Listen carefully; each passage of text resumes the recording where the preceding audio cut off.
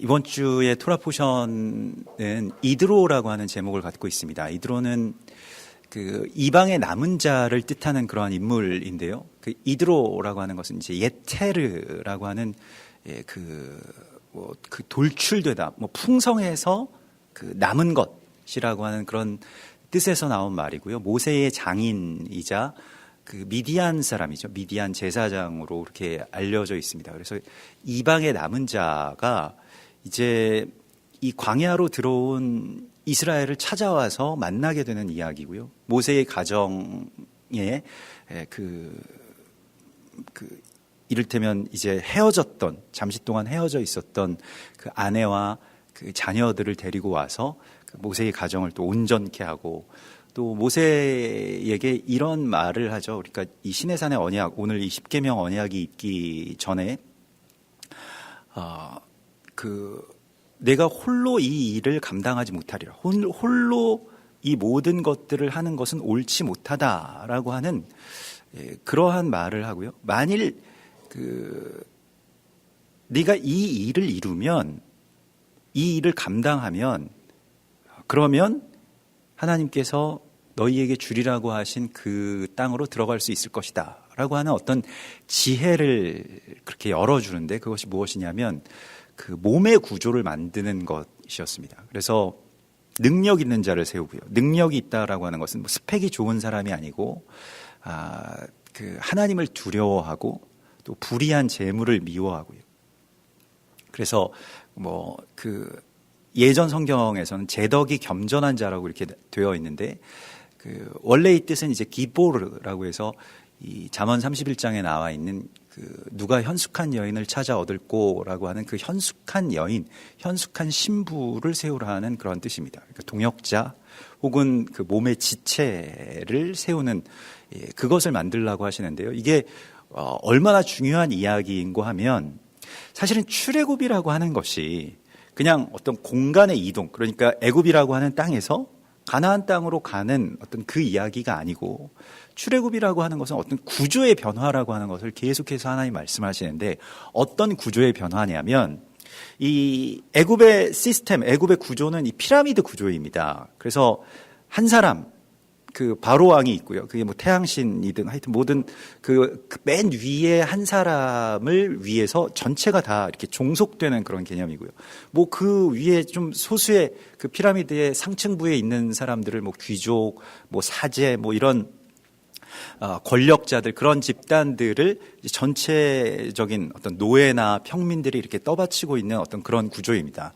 이 세상에 그냥 일반적인 구조이죠. 무슨 어떤 따로 체제를 만들지 않는다라고 한다면 이런 구조가 나오게 됩니다. 근데 이제 하나님의 나라의 구조는 그런 몸의 구조를 이 피라미드형 구조에서 이제 지체의 구조로, 그러니까 서로 다 요긴하고, 또 연약한 것은 서로가 돕고, 또 자신에게 주어진 각각의 어떤 은사, 고유한 어떤 필요와 사명대로 또 그 자신의 그러한 사명과 또 특별한 부르심에 대해서 이렇게 응답하는, 그래서 무엇이 더 중요하다, 무엇이 더 높다, 뭐가 더 우선이다, 이런 것이 없는 것이죠. 그러니까 머리도 요긴하지만 손도 요긴하고요. 또 눈도 요긴하지만 발도 요긴하다라고 하는 그 몸의 지체와 연합을 이루는 것이 사실은 십계명을 받는 이야기와 또 하나님의 말씀을 받는 이야기와 연결되고요. 그게 그 십계명을 받는, 오늘 시내산에서 십계명을 받는 이 시간적인 그 배경은 이제 오순절입니다.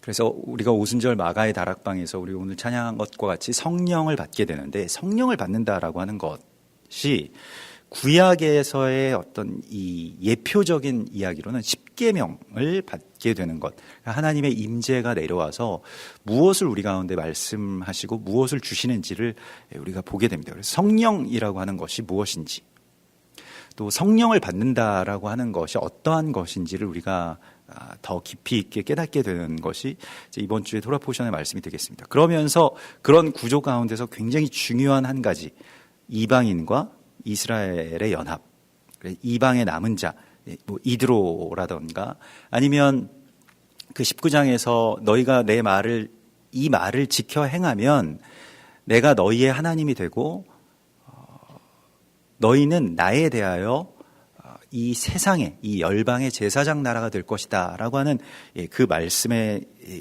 그 어떤 본질은 한 세 사람을 이루게 될 것이다. 그러니까 한 몸을 이루게 될 것이고 전 세계가 다 내게 속하고 나를 머리로 해서 연합되는 그러한 몸의 구조를 갖게 될 것이고 너희는 거기에서 제사장 역할을 하게 될 것이다 라고 하는 그런 말씀의 어떤 배경이 쭉 지금까지 이제 그 흘러온 말씀입니다. 근데 오늘 이 말씀에서는 좀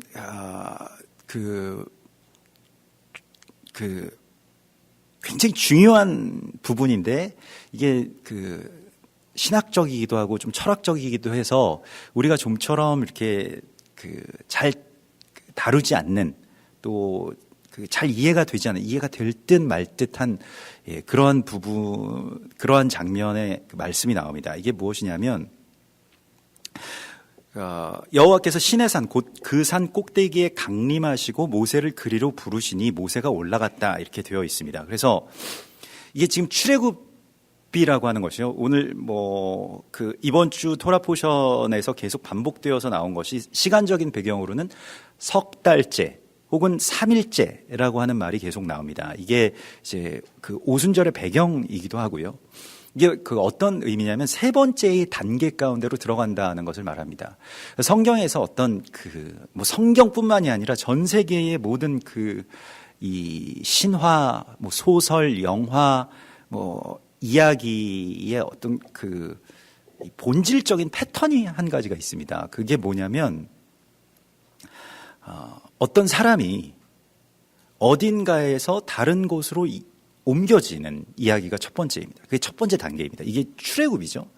그래서 애굽에서 특히나 어디로 옮겨집니다. 뭐 무협지 같은 걸 보면 막 뭐 악당이 막 나타나가지고 주인집에 그 모든 걸 다 약탈하고 막 죽이고 뭐 그러는 사이에 주인공인 아기가 어딘가로 옮겨져서 길러지게 되죠. 그런 이야기의 첫 번째 단계가 출애굽 그 이야기와 같은 것입니다.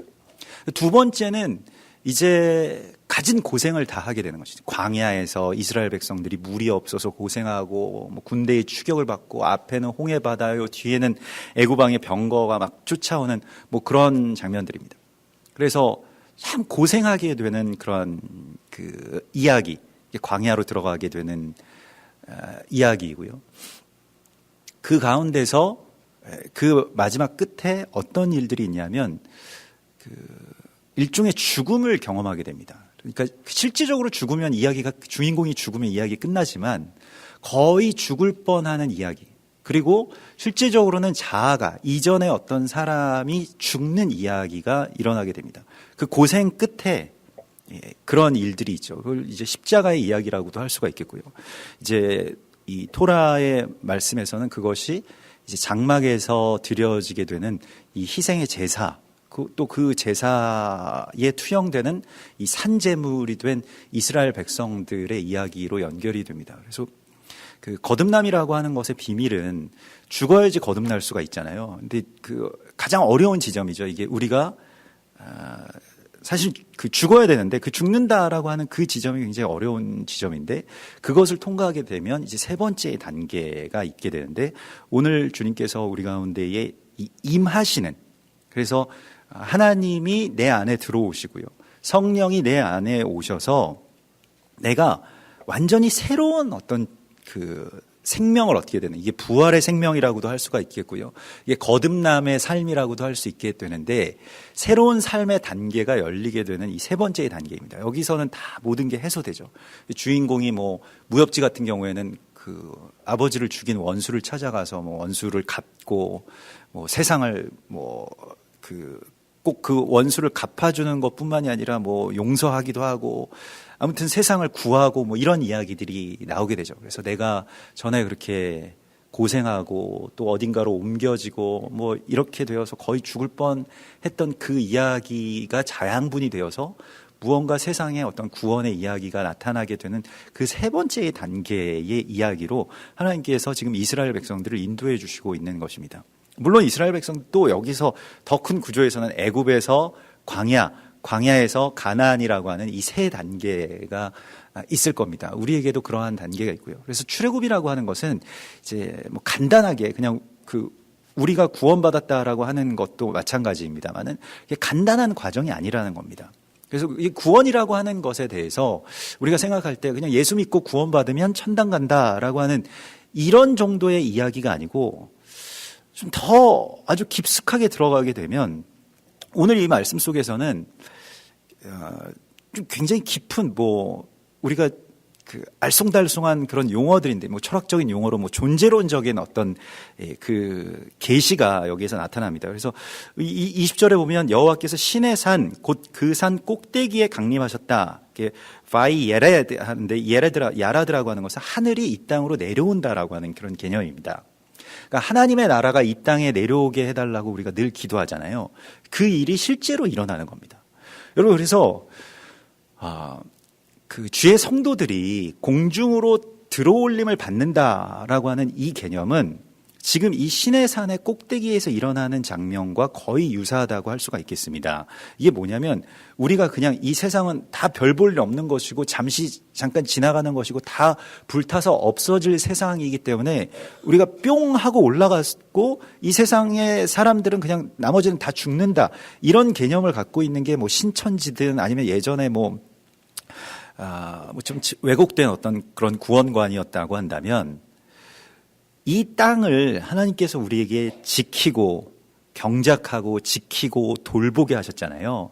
그러면 이 땅을 하나님의 나라로 완전하게 만들어야 되는 사명이 우리 가운데 있는데 그것을 위해서 하나님의 나라가 이 땅 가운데 오시게 하는 그 사명, 그게 우리한테 있다는 겁니다. 그게 이제 신의 산에서 그런 일들이 이루어지는데 산이라고 하는 곳은 어떤 공간인가요?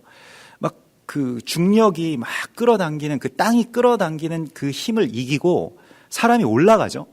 그리고 하나님도 그 하늘에만 그냥 머물러 계시고 천상계에서 그냥 존재하는 하나님이 아니라 내려오시는 하나님으로 이 야라드, 그러니까 하나님께서 우리를 만나러 내려오시고요. 낮은 곳으로 강림하시고요.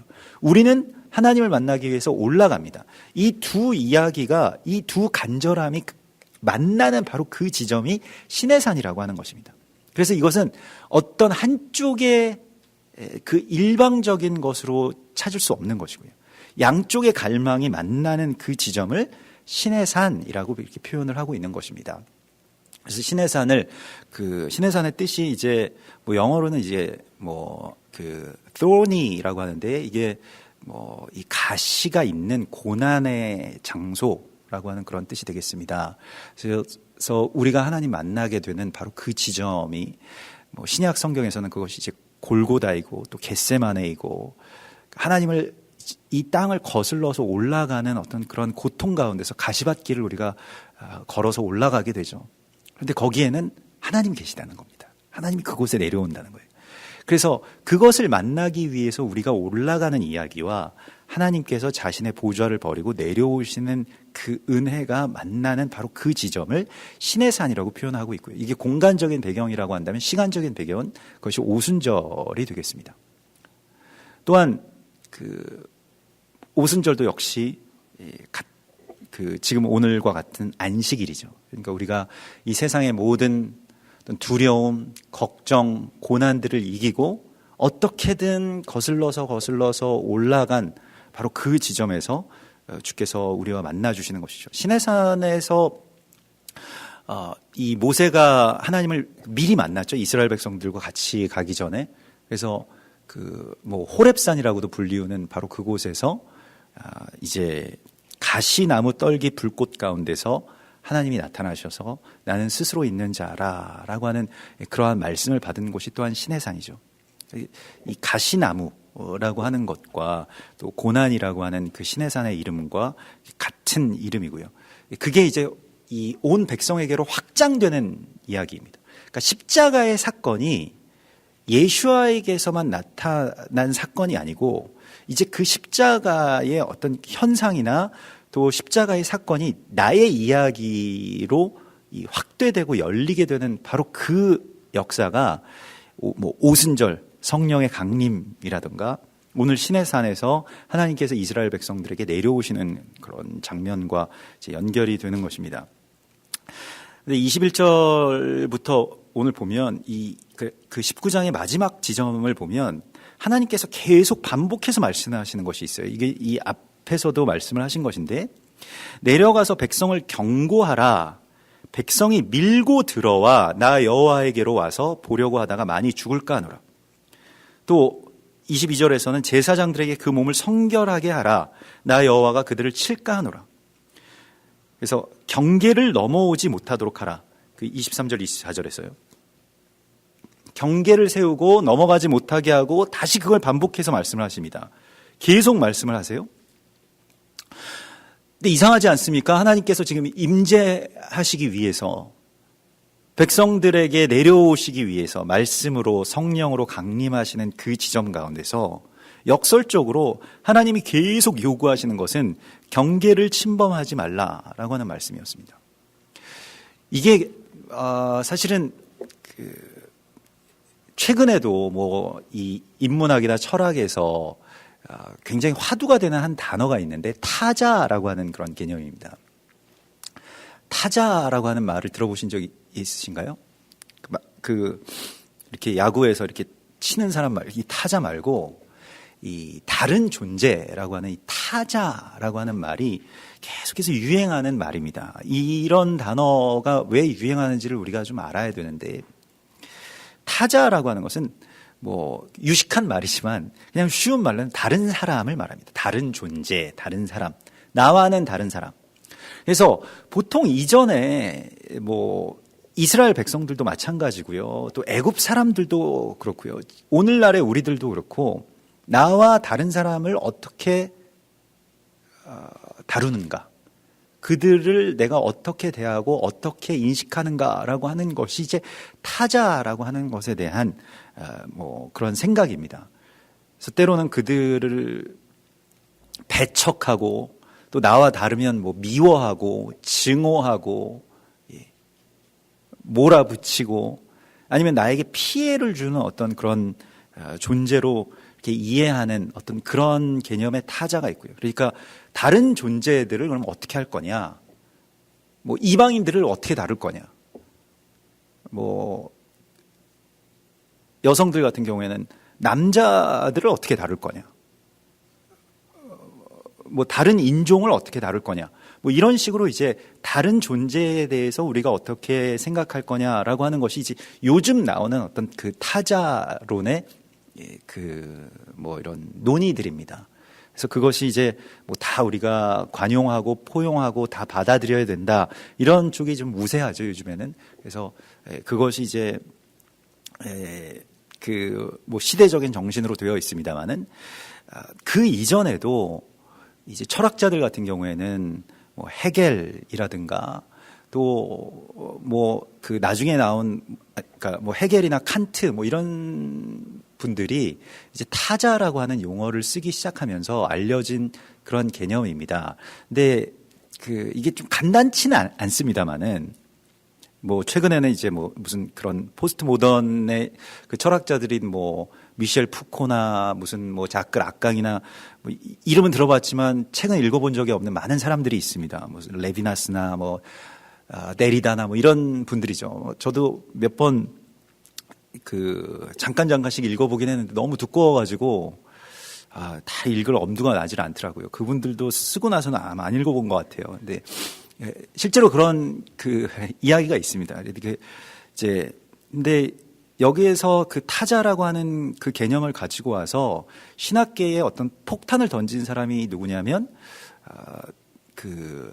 칼 바르트라고 하는 사람입니다. 칼 바르트가 그런 말을 썼습니다. 절대 타자라고 하는, 뭐 절대 강자가 아니고 절대 타자라고 하는 말을 써서 하나님은 절대적인 타자이시다라고 하는 그런 개념을 썼습니다. 이게 무슨 말이냐면, 내가 파악할 수 없고 내가 섞일 수도 없는 어떤 시간과 공간을 초월하는 영역에 계신 분이고, 그러한 권능을 가지신 분이고, 그렇게 거룩하신 분이라고 하는 것을 인정한다는 겁니다. 이게 굉장히 당연한 이야기처럼 들립니다만은, 그래서 사실은 굉장히 당연한 이야기를 어렵게 하는 게 뭐 신학자들이나 철학자들 말인데요. 우리가 다 알고 있는 사실을 좀 이제 나름대로 논리적으로 정리하는 겁니다. 그 단계에서.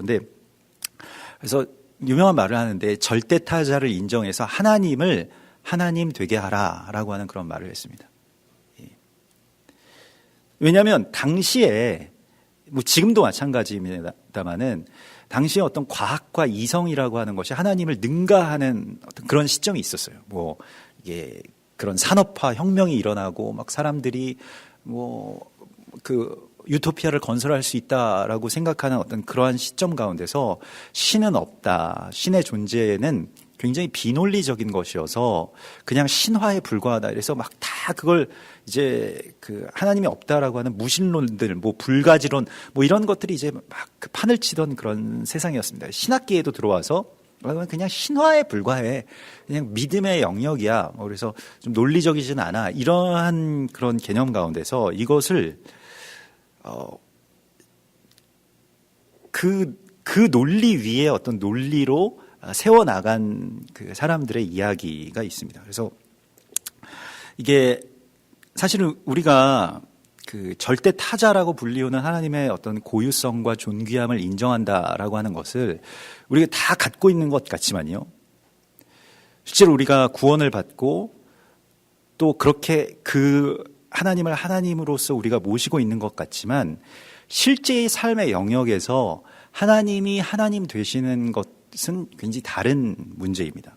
여기서 하나님께서 지금 경계하고 계신 것이 무엇입니까? 밀고 들어온다는 거예요. 사람들이 그 경계를 부수고 들어온다는 겁니다. 하라스라고 하는 것은 그 경계를 헐어내린다는 겁니다. 혹은 갈기갈기 찢고 부순다라고 하는 그런 뜻을 갖고 있습니다. 그래서 이 이스라엘 백성들이 헤루스 이걸 막 치고 들어와서 계속 경계를 무너뜨리는 일들을 하는데 그게 무엇이냐면 하나님이나 나나 다 그냥 비슷한 존재고 그래서 무엇이냐면 하나님이 하시는 일을 내가 할 수 있다라고 하는 그러한 것입니다. 이게 우리의 삶의 영역의 어떤 전반적인 곳에서 다 일어나는 일이고 우리가 이렇게 살아왔습니다. 그러니까 애굽에서 종살이 했다라고 하는 것은 물론 뭐 내 자유 없이 내가 막 거기서 구속당하고 뭐 억압당하고 이렇게 사는 이야기도 되지만 또 다른 의미에서는 내가 하나님으로서 살았다는 이야기가 됩니다. 그러니까 바로 왕이라고 하는 것이 그 어떤 그 뭐 실제적인 존재도 있지만 내 안에 바로 왕이 있는 거예요. 근데 그 바로 왕은 그 자체로 하나님입니다. 그래서 내가 하나님의 역할을 굉장히 많은 영역에서 해왔다는 겁니다. 나도 모르는 사이에. 우리는 늘 그렇게 살아왔기 때문에 언제 내가 뭐 하나님의 역할을 했나 뭐 이렇게 생각을 하고 아직도 그게 자각되지 않는 그런 부분들이 있는데 하나님을 정말로 절대적인 존재이신 그리고 완전히 나와는 다른 그러한 거룩함을 가지신 그 존재의 어떤 실제 앞에 그것을 뭐 어떻게 다른 말로 표현하기는 정말 진짜 하나님 뭐 이것을 뭐 실존이라고도 할 수가 있겠고요. 근데 그 하나님 앞에 내가 서는 바로 그 시간과 공간이 오순절 시내산이라고 하는 것입니다. 여기까지 인도해 주신 겁니다. 이거는 굉장히 경험적인 것이어서 우리가 이걸 뭐 이론적으로 얘기는 할 수 있겠습니다만은 실제는 좀 다른 그 말이 됩니다. 그래서 하나님께서 계속 경계를 세워서 산을 거룩하게 하라라고 말씀을 하시고 있어요. 이 경계, 그 경계를 안다라고 하는 것은 타자를 안다라고 하는 것은 결국 뭘 말하는 것이냐면 반대가 성립이 되는데 무엇이냐면 나를 알게 되는 것입니다. 그러니까 내가 나의 한계를 알게 되는 것이고요. 내가 하나님이 아니라고 하는 것을 내가 이때까지 속아 살아왔다는 것을 누구에게 속았을까요? 나에게 속았고 이 세상의 어떤 개념에서 속았는데 그걸 알게 되는 것입니다. 그래서 시편 16편 6절에서 이렇게 고백하죠. 내게 줄로 재어준 구역은 아름다운 곳에 있으며 나의 기업이 실로 아름답도다 이렇게 고백을 합니다. 이게 경계에 대한 아름다움을 고백한 거예요. 그러면서 그 뒤에 나오는 그게 뭐 나한테 주신 것에 대한 개념이 아니고 줄로 친 그 경계 하나님과 나의 어떤 차이 거기에서부터 믿는 즐거움들이 막 시작이 되는데요. 나를 훈계하신 여호와를 송축할지라 밤마다 내 양심이 나를 교훈하도다. 그래서 하나님과 나의 어떤 경계가 무엇인지를 아는 것. 그러니까 내가 갈 수 있는 데가 어디까지 갈 수 있고, 내가 판단하고 생각하고 결정할 수 있는 부분이 어디까지인지를 알게 되는 바로 그 순간에 자유가 임한다는 겁니다. 이게 뭐 다른 말로는 하나님을 머리로 모신다라고 하는 개념이고요. 정말로 하나님이 하나님 되시는 어떤 그러한 일이죠. 그래서 실제로 이러한 어떤 그 타자성에 대해서, 하나님의 타자성에 대해서 이제 쭉 내려오는, 그러니까 이 신학에서 이 무신론이나 또 하나님을 공격하는 어떤 그러한 이 철학이나 이런 것과 싸우는 또 아주 진리의 계열 가운데 서 있는 그러한 학자들이 있는데, 그게 무슨 칸트라든가 홉스라든가 또 비트겐슈타인이라든가 이런 분들입니다. 근데 그런 분들이 말하는 것은 무엇이냐면, 말할 수 없는 것에 대해서는 침묵해야 한다라고 하는 이런 말입니다. 이게 다른 뜻은 뭐냐면, 그러니까 그냥 무조건 믿어 이런 말이 아닙니다. 그분들이 그렇게 얘기하기 위해서 말할 수 없는 부분에 대해서는 침묵해야 된다라고 하는 게 아니라, 우리가 하나님이라고 하는 존재를 증명하기 위해서는 이 논리적인 증명, 수학적인 증명으로는 그 영역에 속하지 않는다라고 하는 이 경계를 깨닫는 데에서 나오는 겁니다. 그래서 이제 좀 재밌는 이야기이긴 한데, 비트겐슈타인이라고 하는 분 이야기를 들어보신 적이 있을 겁니다. 이 언어 철학의 어떤 또 수학자이기도 하고 천재죠. 근데 이 영국에서 비트겐슈타인과 이제 버틀란드 러셀이라고 하는 두 사람이 서서 서로 이렇게 논쟁을 벌인 적이 있습니다. 버틀란드 러셀은 수학자인데 노벨상도 받고 굉장히 그 사람도 유명한 사람이었습니다. 비트겐슈타인이 처음에 제자였다가 나중에 이렇게 뒤바뀝니다. 비트겐슈타인의 제자가 됩니다. 러셀이. 논리적으로 어떻게 반박을 못하기 때문에요. 근데 버틀란드 러셀은 계속 하나님은 없다라고 하는 것을 수학적으로 증명한 사람입니다. 그래서 나중에 그런 어떤 그런 논쟁들을 할 때 비트겐슈타인이 그게 아니다라고 말하면서 다른 어떤 논리를 세워 나가는데, 이거 그 과정들을 우리가 다 볼 수 없지만 결국 무슨 말이냐면, 말할 수 없는 것에 대해서는 침묵해야 된다라고 하는 것은 우리가 그 언어로 얘기해서는 안 되고 다른 언어가 있다는 거예요. 하나님을 우리 안에서 증명하는 것은 수학적인, 논리적인 언어로 증명할 수 있는 것이 아니고, 이 비트겐슈타인은 그것에 대해서 어떻게 표현했냐면, 말로 표현할 수 있는 게 아니라 삶에서 구체적으로 드러나는 것이다 라고 말했습니다.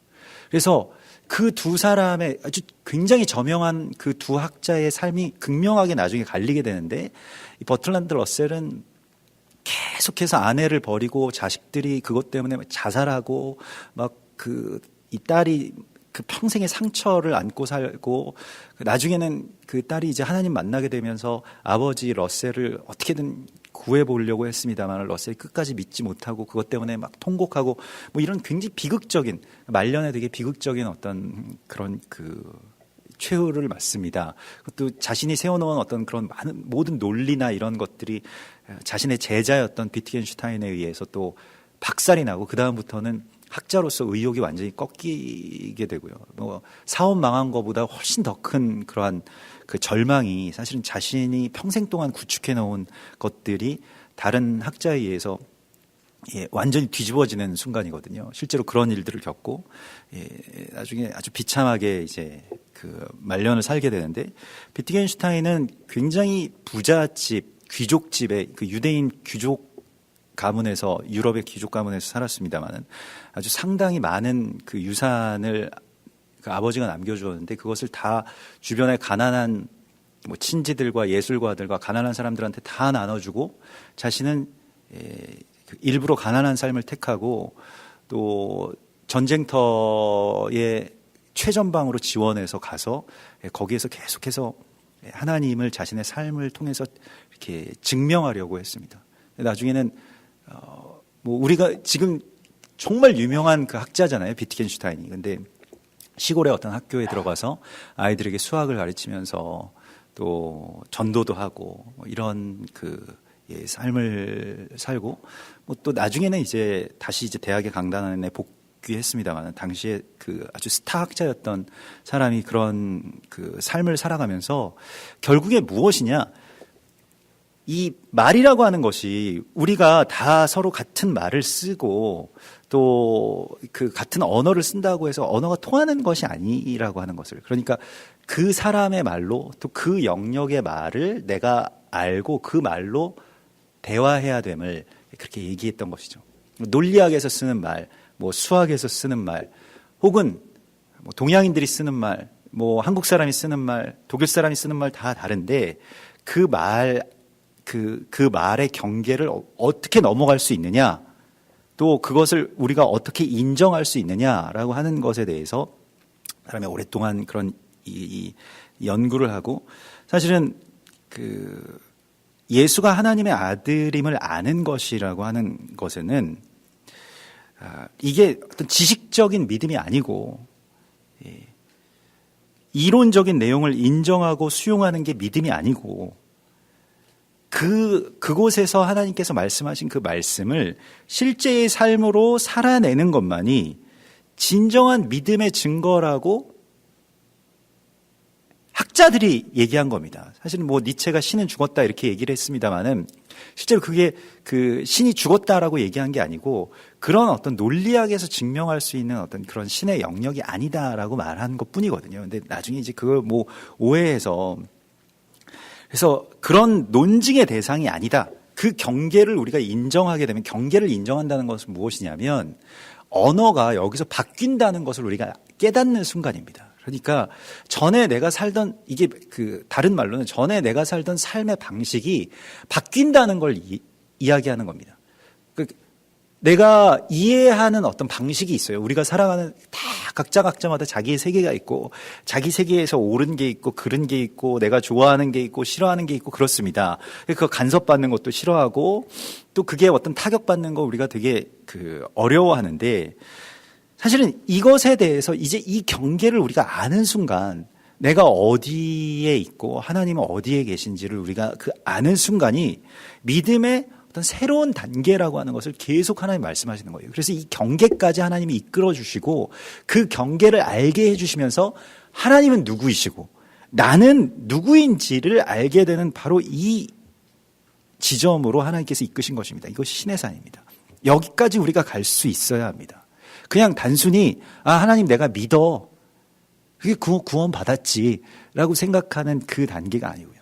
그래서 좀 장황하게 말씀을 드렸습니다만 이게 좀 오랫동안의 어떤 뭐 철학적인 신학적인 이야기이기 때문에 사실은 이걸 뭐 우리가 다 이해하거나 정리하기는 참 어려운 이야기일 건데, 아무튼 하나님은 나와는 완전히 다른 거룩한 분이시다. 그게 이제 어떻게 우리가 그러한 거룩 가운데로 들어갈 수가 있나요? 자신을 성결하게 하고 또 하나님을 높여서 경배하고, 우리가 이제 경배와 찬양을 한다라고 하는 것도 예배의 이 첫 머리에 하나님 거룩하십니다, 하나님 높으십니다, 존귀하십니다라고 찬양하는 것도 사실은 그 경계를 인정하는 것이거든요. 그래서 그 경계를 감사하는 것이고요. 막 특별히 우리가 이제 이게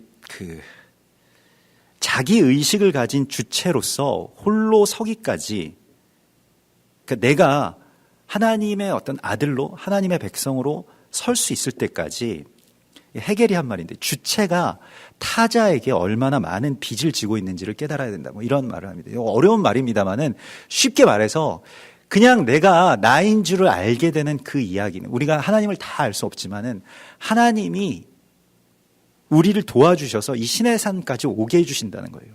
많은 이야기들이 있었습니다만은, 우리의 삶 가운데서도 여러 이야기가 있었습니다만은 결국 내가 누구인지를 알게 되는 이야기, 그리고 하나님이 어떤 분이신지를 내가 거룩하게 구별하게 되는 바로 그 지점까지 가야 성령의 역사심과 또 계시가 열리게 됩니다. 그래서 성령의 임재라고 하는 것은 그냥 어떤 신비한 뭐 어떤 뭐 영적인 그런 엑스터시의 체험이 아니고 하나님께서 우리 가운데 임하신다라고 하는 그 이야기에서는 반드시 하나님과 내가 섞이는 게 아니라 하나님과 내가 구별되고 하나님 앞에서 내가 어떤 존재인지를 깨닫게 되는 그 지점까지 우리가 나가야 됩니다. 우리가 나가야 되는 일들이 있고요. 또 하나님이 내려오실 겁니다. 거기에서 만나게 되겠고요. 그래서 이 만남이 있고 이 구조가 확립이 된 이후에 십계명이 주어지는 것입니다. 그러니까 십계명이라고 하는 것이 그냥 하나님이 뭐 아주 자동으로 시내산에 왔으니까 그래 십계명을 너희에게 줄게라고 하는 게 아니라 백성들이 몸의 구조를 만들어야 되죠. 사실은 이 몸의 구조를 만든다라고 하는 바로 그 이야기가 이 타자를, 그러니까 다른 사람들을 내가 어떻게 그들과 관계를 맺어야 되느냐, 또 타자, 절대 타자가 있죠. 그게 이제 하나님인데 그 하나님과 나는 어떤 관계인가라고 하는 것을 이제 그 경계를 정하고 또 그 경계를 넘어서는 어떤 그 언어로 대화하게 되는 그 이야기, 그것을 뭐 어렵게 이야기를 했습니다마는 결국에는 우리가 어떻게 사느냐의 문제, 그러니까 내가 살게 되는 그 삶을 통해서 그 타자들과의 관계를 세워나가는 바로 그 이야기로 하나님께서 우리를 부르시고요. 십계명이 바로 그 이야기입니다.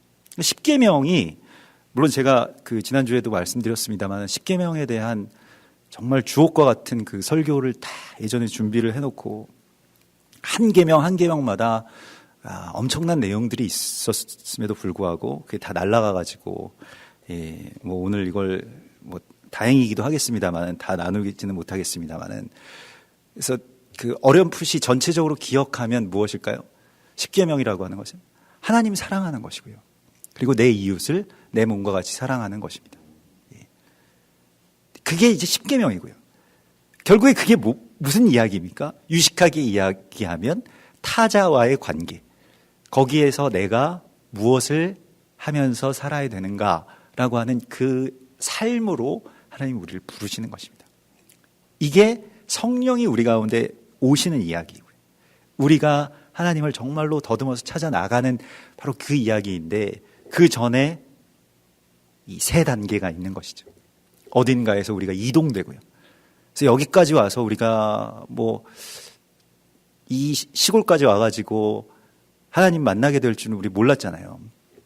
저도 예전에 한 번씩 에버랜드 이렇게 아이들이랑 오면서 여기 그 교회 보이는 요 길들 이렇게 지나오면서 야, 이런 데는 누가 이렇게 살까? 이런 생각을 하던 바로 그 동네였거든요.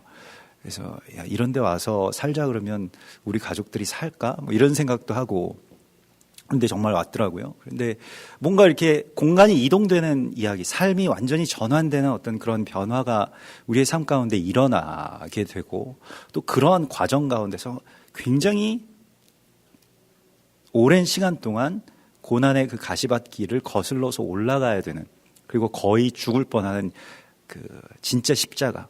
이게 그냥 십자가라고 하는 게 예수님만 지시면 참 좋을 것 같은데 예전에 신학은 그랬습니다. 그냥 그가 찔림은 그래서 전적으로 그냥 십자가는 다 예수님 거라고 이렇게 몰아주기식으로, 가끔 이제 뭐 특별한 분들, 뭐 목사님이나 뭐 선교사님들이나 아무튼 뭐 특별한 분들이 가끔 같이 지시는 분들도 있지만 대부분 우리들은 그냥 그분들이 그렇게 하셨기 때문에 우리는 복을 받았다, 뭐 이런 개념이었습니다만은 실제로 하나님께서 우리를 십자가로 인도해 주셔서 고난을 받게 되고요. 십자가는 고난뿐만이 아니라 사실은 더 어려운 게 있습니다. 십자가의 사건에서 정말 어려운 것은 사실 고생하고 아프고 이런 것보다는 제일 어려운 것은 무엇이냐면 버림받는 겁니다. 그래서 내가 무리에게서 버림받고요. 하나님에게서부터 버림받기. 완전히 버림받고요.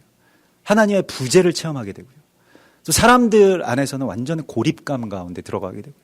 세상에서는 버림받는다. 얼마나 두려운 일입니까? 우리가 무리에서 떨어진다고 하는 것은 사실은 그 무리 생활에 적응되어 있던 이 사람에게 있어서는 굉장히 고통스러운 일입니다. 이게 십자가의 어떤 이 이 두 축입니다. 그러니까 그냥 고난이라고 하는 걸로 이렇게 뭉뚱그려져 있는 게 아니라 떨어져 나가고 버림받고, 그래서 나의 하나님 어찌하여 나를 버리시나이까라고 예수께서 부르짖으신 바로 그 지점 가운데까지 가 닿는 게 우리의 죽음의 어떤 단계에서의 그 지점입니다. 그래서 여기까지 가야 또 새로운 지경, 그 타자를 만나게 되는 새로운 지경이 이제 열리게 되는 것이죠. 거기에 이제 하나님의 계명이 있습니다. 이 10가지의 계명이 있고요. 이 10가지의 계명을 우리가 다 뭐 오늘 자세하게 나누지는 못하겠습니다만은 첫 번째가 바로 그것이죠. 이 경계가 다 인정되고 또 함께 하는 것이 인정되고 이렇게 될 때 먼저는 이제 그 구조를 세우고 이 말씀을 받기 위한 그릇을 만들었습니다. 그래서 그게 돼야 성령도 우리 가운데 임하실 것이고요. 말씀도 우리 가운데 열리실 겁니다. 공부로 되는 것이 아니고 이론적인 머리로 되는 것이 아니고 논리로 되는 것이 아니기 때문에 이게 삶에 있어서 내가 어떻게 살아갈 수 있는 그런 구조를 먼저 만들어 놓고요. 그 다음에 하나님께서 우리 가운데 말씀을 하시는데 선언하시죠. 나는 너를 애굽 땅 종되었던 집에서 인도하여 낸 내 하나님 여호와니라. 이게 그 십계명의 첫 계명입니다. 그리고 이제 하나님 사랑하는 것에 대해서 쭉 나오죠. 그래서 하나님도 우리를 사랑하시는 질투하는 하나님인즉이라고 하는, 그게 질투의 사랑이라고 하는 것은 부부간의 사랑을 말하는 것이죠. 아주 독점적인 사랑을 이제 하나님께서 그렇게 부르시는 것입니다. 그래서 오순절의 이야기는 또한 신부를 맞이하시는 그러한 그 주님의 이야기가 되겠고요. 그리고 그 계명의 가장 그 중앙에 어떤 계명이 있냐면 12절에 내 부모를 공경하라. 그리하면 내 하나님 여호와가 내게 준 땅에서 내 생명이 길리라. 이게 약속이 있는 첫 계명이라고 불리워지는 바로 그 지점이죠. 부모를 공경한다라고 하는 것은 그냥 유교적인 개념의 그 어른 공경, 뭐 부모 공경 이러한 이야기가 아니고 하나님을 사랑하는 그 사랑이 또 하나님을 경외하는 그 경외와 공경과 예배가 어떻게 이제 사람들을 향해서 나아가게 되느냐라고 하는 것에 있습니다. 이 뭐 인간 숭배가 아니고요. 하나님을 정말로 사랑하는 그 사랑이, 또 하나님이 나를 사랑하신 그 사랑이 이제 실현되는 그 순간에 먼저는 우리의 부모님이 있고요. 그 부모님이라고 하는 것은 사실은 우리에게 사랑을 주시는 분들입니다. 우리는 부모님을 사랑하시겠습니다만은 그래도 그 부모님이 주시는 어떤 그 사랑의 방향성을 거슬러 올라가야 부모를 사랑할 수가 있게 되죠. 그래서 부모를 공경하라라고 하는 것에는 정말 많은 그 이야기들이 들어가 있는데요. 그게 뭐 아버지의 마음이 자녀들에게로 돌이켜지는 것과 자녀들의 마음이 또 아비들에게로 돌이켜지는 이 이야기가 있겠죠. 그래서 뭐 그 지난 수요일 날 오셨던 그 가이 코엔 목사님과 뭐 그 다음 날 뭐 어디 모셔다 드리면서 이런저런 그 이야기를 했는데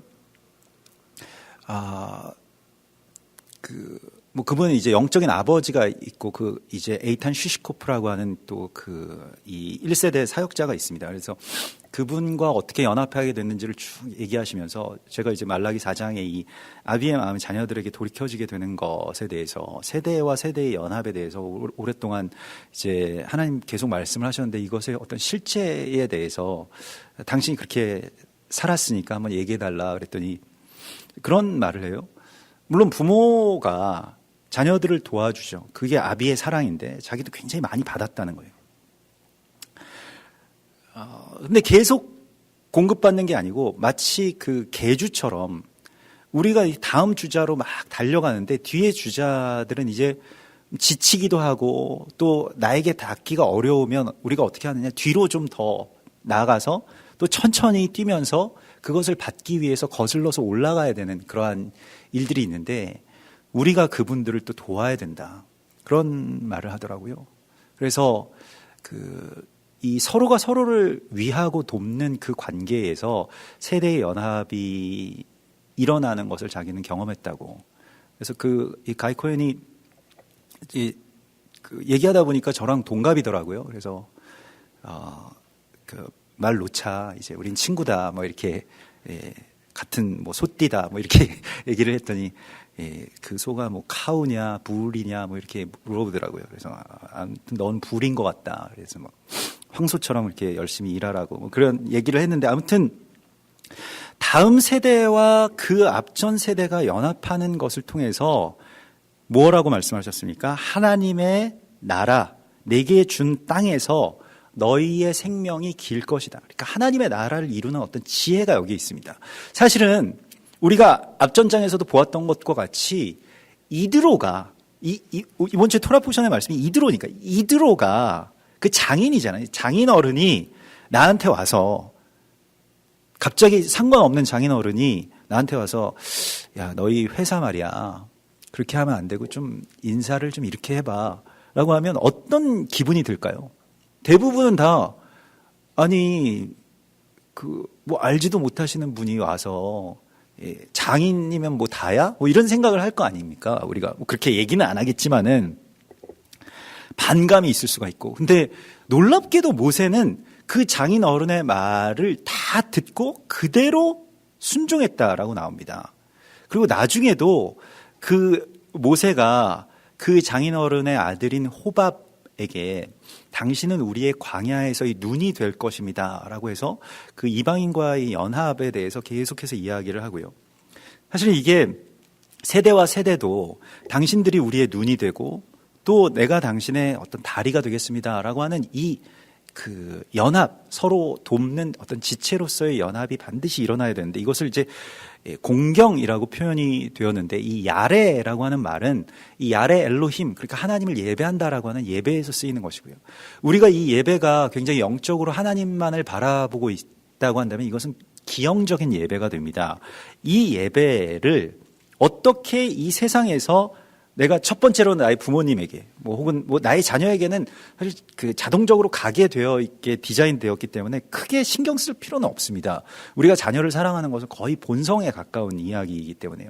근데 그것이 어떻게 올라가게 되고 또 이웃을 향해서 어떻게 가게 되는가라고 하는 것을 하나님 우리에게 계속 말씀하시고 있습니다. 그래서 사실 십계명이 너무너무 중요한 말씀이긴 한데, 이 10가지의 계명은 나머지의 모든 말씀을 대표하는 어떤 대표성이 있습니다. 그래서 10이라고 하는 것은 대표의 숫자입니다. 그래서 이게 이 10가지만 중요한 게 아니고요. 나머지의 모든 계명들이 다 이 10개의 카테고리 안에 들어간다라고 하는 것을 말합니다. 그래서 유대인들은 10계명을 너무 중요해서 일부러 강조하지 않습니다. 왜 그러냐면 이게 너무 중요하기 때문에 이것만 지킬까 봐 다른 작은 것들을 잃을까 봐요. 이게 사실 이 말씀을 지키면서 산다는 것은 삶에 있어서의 어떤 작은 디테일 가운데서 일어나는 일이기 때문에 그 디테일들을 놓치고 그냥 우리가 10개 계명만 딱딱딱딱 지키면 다 끝나는 이야기가 아니라고 하는 것을 역설적으로 말하고 있습니다. 그래서 10계명 굉장히 중요하지만 10계명만 중요한 것은 아니다. 또 그 계명의 어떤 선언과도 같이 그 머리와도 같은 것인데, 삶의 어떤 10가지의 영역 가운데서 일어나는 이 모든 일들 속에서 어떻게 우리가 예배하면서 살 것인가, 어떻게 우리가 이 경계를 지키면서 인정하면서 나의 한계를 깨닫고, 그래서 하나님이 나를 도와주시고, 또 나의 한계를 깨닫고 그래서 나의 아내가 있고 나의 부모님을 만나게 해주셨고 또 내가 어떻게 그들을 도와야 되는 것인지를 깨닫게 하시는 바로 그 이야기입니다. 우리가 상처받는다라고 하면 대부분 뭐 부모에게 상처받고 누구에게 상처받았다 이런 이야기들을 많이 하고, 또 어쩌면 좀 그것이 뭐 실제적인 이야기이기도 합니다만은, 또 다른 측면에서는 하나님께서 우리에게 그분들을 이제 돕게 하시기 위해서 돕는 뭐 배필 혹은 권능 있는 자로 우리를 보내신 것이죠. 나를 파송하셨다. 그래서 그 경계를 넘어가는 그 언어를 하나님이 알게 해주시는데, 그것이 바로 성령입니다. 성령이 우리 가운데 그것을 교통하게 하는 역사를 이루시는데, 그것은 대부분의 경우에는 말로 되는 게 아니고 우리의 삶으로 나타난다라고 말씀을 하십니다. 그래서 성령이 강림하셨을 때 이스라엘 백성들에게 이 말씀을 주시면서 삶의 자리로 어떻게 들어가서 예배할 것인지를 알려주시는 것이죠. 우리에게도 하나님께서 이 말씀을 통해서 그것을 알려주십니다. 하나님을 더 깊이 사랑하고 그 사랑 안에서 나에게 허락해 주신 그 지체들을 위해서 나 자신을 기꺼이 희생하고 내어주는 그리스도 예수와의 사랑에 가닿는 것, 그것을 위해서 하나님이 오늘 우리를 이 가시밭길의 정점인 신의 산으로 부르셔서 성령을 주신다고 말씀하십니다. 우리 같이 기도하겠습니다. 오 주님, 참으로 우리에게 첫째 날과 둘째 날을 지나 셋째 날 거룩한 약속의 산에 이르게 하시고 주의 성령으로, 주의 말씀으로 우리가 그 경계를 깨닫게 하시고 또 나의 한계를 알게 하시며 주님의 위대하심을 깨달을 수 있도록 인도하셔 주시는 것을 감사드리옵나이다. 이 시간에 참으로 주께서 나를 부르시고 또 우리를 이와 같이 연합하게 하여 주신 그 뜻을 더 깊이 알게 하시고 또 주의 권능을 입은 자들로 이 땅 가운데서 하나님을 사랑하고 또 이웃을 내 몸과 같이 사랑하는 그 삶으로 주여 저희가 주님께 온전하게 드러나게 하여 주시옵소서. 주님, 한세사람 교회를 주님께서 세워주시고 또 각 가정교회들이 세워지고 연합하게 하신 것을 감사드리옵나이다. 각 재단들마다 위임하신 주님의 그 부르심과 위임의 뜻이 더 강력하게 세워질 수 있도록 인도하여 주시고 마지막 때에 정말 작지만 주님의 놀라운 일들을 감당할 수 있는 그러한 재단들로 다 설 수 있게 하여 주시옵소서. 특별히 이 나라와 민족 가운데 모든 증오와 분노와 두려움들이 그치게 하시고 하나님께서 주시는 통일과 또 한세 사람을 이루는 그 역사가 열리게 하여 주시옵소서. 또한 일본과 한국 사이에 끓어오르고 있는 모든 증오들을 주님 잠잠케 하여 주시고 서로를 미워하고 의심하는 마음에서 떠나 함께 연합하며 또 한 지체로 온 열방과 이스라엘 향해서 나아갈 수 있는 동역자로 서게 하여 주시옵소서. 우리가 이 모든 일들을 하나님 우리 가운데 보여주시고 위임해 주셨사온데 특별히 이스라엘 땅에 주님 평안을 주시고 지금 이 시간 참된 안식을 주님께서 열어주시옵소서. 또한 그 땅을 향한 모든 증오와 미움들이 그쳐지게 하여 주시고 주님 날개 그늘 아래에 그 땅과 그의 거민들을 보호하여 주시며 주여 특별히 연한 순과 같은 메시아닉 유대인들 또 그 공동체를 주께 맡겨드리오니 주님 그곳에 참된 부흥이 있게 하여 주시옵소서. 그곳의 모든 사역자들에게 새로운 기름을 부어주시고 또 모든 선교사님들과 또 우리 교회의 호진 형제 가정과 동아 형제에게 지금 날마다 주께서 주시는 큰 은혜의 통로가 될 수 있도록 세워주시옵소서. 오늘 이 밤에 우리의 기도와 부르짖음을 들으시고 또 우리를 오순절에 주의 거룩한 제자들과 같이 또 백성들과 같이 새롭게 하여 주실 것을 믿사오며 예수와 메시아의 이름으로 감사하며 기도드리옵나이다. 아멘. 하늘에 계신 우리 아버지시여 이름이 거룩히 여김을 받으시오며 나라의 임하옵시며 뜻이 하늘에서 이룬 것 같이 땅에서도 이루어지이다. 오늘날 우리에게 일용할 양식을 주옵시고 우리가 우리에게 죄 지은 자를 사하여 준 것 같이 우리 죄를 사하여 주옵시고 우리를 시험에 들게 하지 마옵시며 다만 악에서 구하옵소서. 대개 나라와 권세와 영광이 아버지께 영원히 있사옵나이다. 아멘.